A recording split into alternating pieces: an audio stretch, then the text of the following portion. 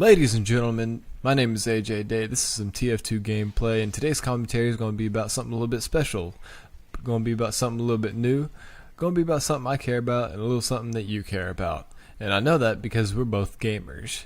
And I know that you're a gamer because why else would you be watching a TF2 video or have clicked on this video because of the title? Look, it's that time of year.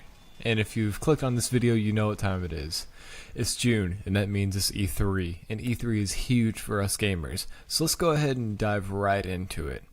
This year's E3 is a little bit special for me, because it has more than one game that I'm excited about.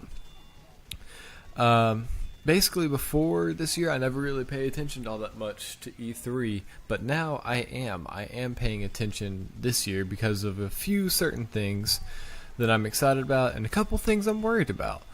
So, let's just jump right in to what I want to talk about E3. Of course, I'm talking about the games. I want to go ahead and get a list of games off my chest that I think need to be brought up. And this list is going to be games that I'm either iffy about, I don't care about, or I'm just flat out not looking forward to. First one up, Battlefield 5. I'm iffy about it. And the reason why I'm iffy is because I've played 3, and 3 was okay. And I heard 4 wasn't as good as 3, although I haven't played 4. One of the problems I'm having with Battlefield is that they're coming out with 5 when apparently, again, I don't own this game, but apparently they haven't even fixed 4 100% yet. Which reminds me of when they put Diablo 3 onto the PlayStation 4? Or it was 3 or 4. They put it on the PlayStation, and it wasn't even... the PC version of it wasn't fixed yet, which was heresy. Why would you not have a PC game fixed before you released it to console? I don't know. But, yeah, so they have the beta for this open before 4 is even fixed. And I'm like, are you kidding me right now? Moving on.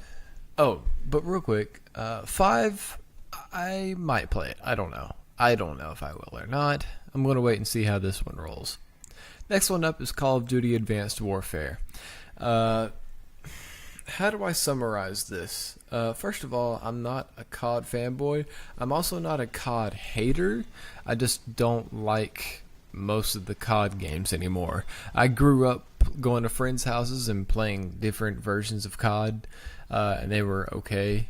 They were never anything like fantastic. I always personally liked Halo more, but that's just me. That's just personal preference. No big deal. Basically, how can I best describe Call of Duty Advanced Warfare is they've signed Kevin Spacey on to voice act for this thing, and I like Kevin Spacey. And they've also taken some of the cool things from Titanfall and put it in this new Call of Duty, focusing more on movement instead of gunplay. I think that's cool. I'm not going to buy the game. There's no way I'll ever buy it, but I think it's cool that they're doing that. I think it's cool they're trying to finally be innovative. And you know what? I'm going to say it. I'm going to say finally, because honestly, COD to me is known for just basically being a new map pack every year. Or not even every year. Don't they release like every 6 months or something? I don't know. It's at least every year. And regardless of my feelings of how often they put out a new game, it just feels like they don't put out enough new material to make it a new game. Moving on. Assassin's Creed. Never played any of the other Assassin's Creeds. That does not come out the tongue wrong. Right. Whatever. God, whatever. Never played any of the others. Not uber excited about this one because I haven't played any of the others. I've heard that the other ones were okay, but it wasn't anything amazing. There was a ton of hype for the last one. Black Flag, I think is what it's called. But my friends tell me that it did not come to fruition like they had wanted it to. So that's one I don't really care about, really. Next up is Far Cry 4. And I'm mentioning Far Cry 4 because I didn't play Far Cry 3, but I played Far Cry 3 Blood Dragon. And if you haven't played Blood Dragon, you are missing out, my friend. You don't know what hilarious and awesome gaming is until you've played Blood Dragon. It's amazing. And it's a standalone, so you don't need to buy 3 in order to play Blood Dragon. That being said, I didn't play 3. I heard it was also a little bit overhyped. Although I heard that it was like the best game that people have ever played. So I don't know. I guess it's depending on your taste, but it's one that I'm iffy about. I gotta be honest. The idea of Far Cry is cool.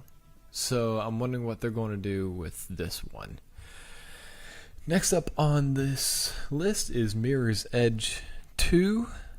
I can't remember if that's actually what it's called or if it's called something different, but they're making a new Mirror's Edge. And I liked the first one. The problem that I had with the first Mirror's Edge, because I do own it, I have played it, is that it kind of seemed like they ran out of ideas. As in, the original idea for Mirror's Edge was genius. I mean, let's just be clear and honest here. It was genius. But it just feels like they didn't put enough time into making the first Mirror's Edge. Like, the graphics were so cool, and the storyline was but it's like, playing it wasn't as rewarding as I had hoped it would have been. So I'm interested to see what they're going to do with this Mirror's Edge, because this could really be a big game breaker.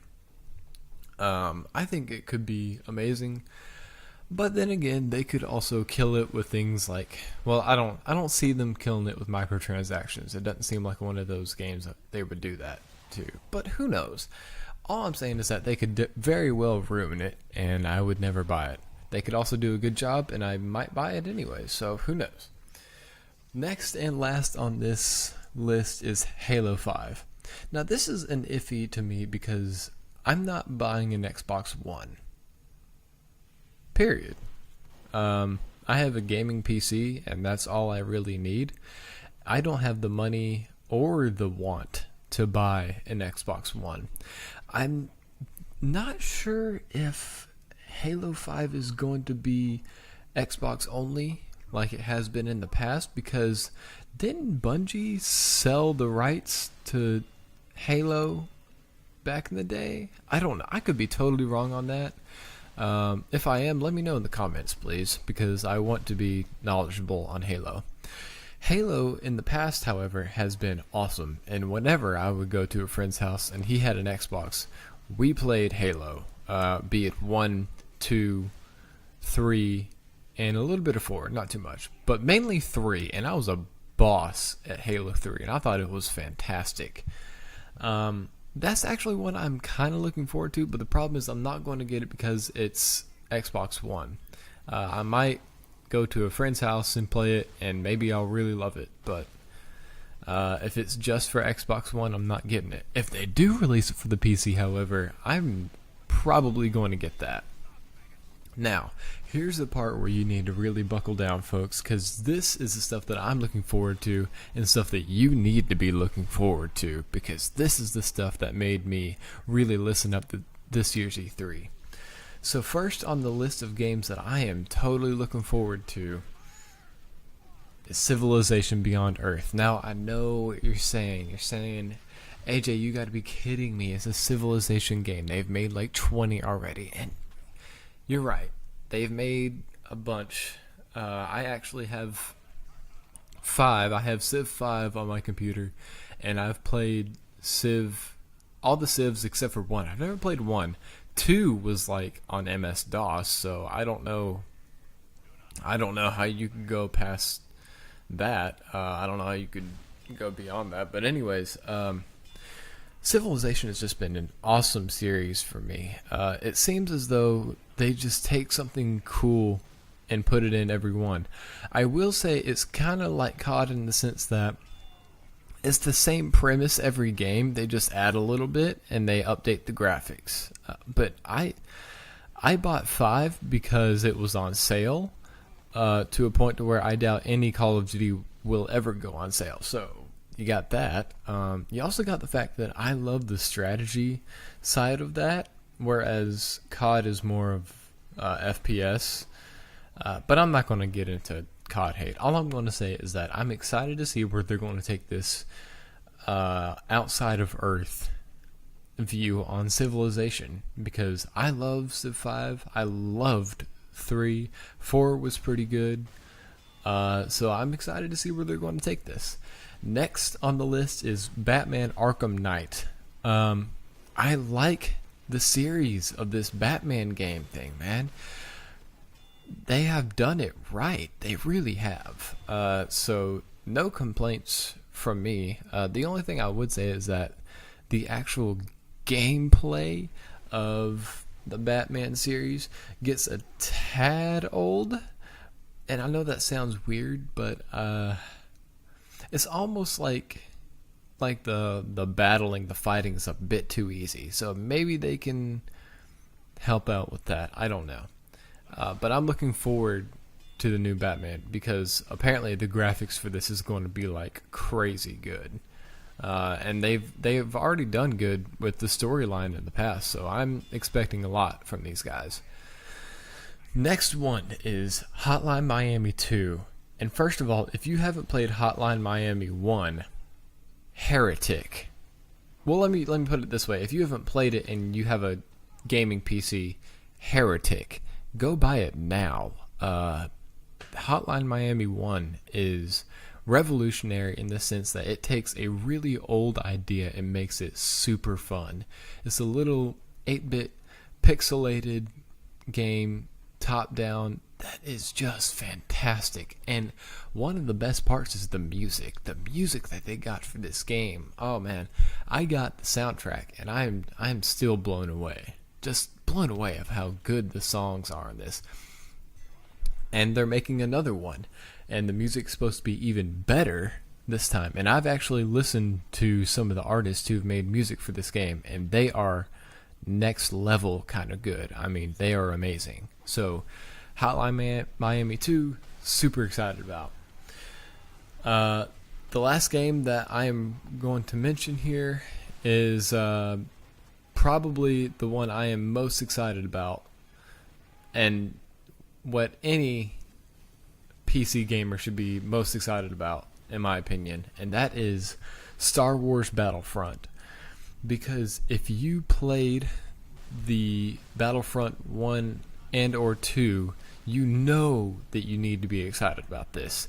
I've played both, actually. I still have Battlefront 2, and it's beyond amazing. It's just, oh, it's so good. It's so good. And the fact that they can mix Star Wars in it and make it fantastic just blows my mind. DICE is making it, same people who make Battlefield, that's kind of ironic, but just super excited. I saw the trailer they made, and it looks amazing. Hoping they're going to do good. What they didn't talk about this year at E3 was Half-Life 3. And I mean, on a joking sense, yeah, it's funny, but it's really not. Like, I'm getting really sick of waiting for Half-Life 3. That's the only game I will pre-order. Seriously. Anyways, hope that helped you and kept you up to date with E3 this year. And I hope you're as excited about some of these games as I am, because these things look like they can be amazing. Anyways, my name is AJ Day, and I will see you guys in the next video. Peace.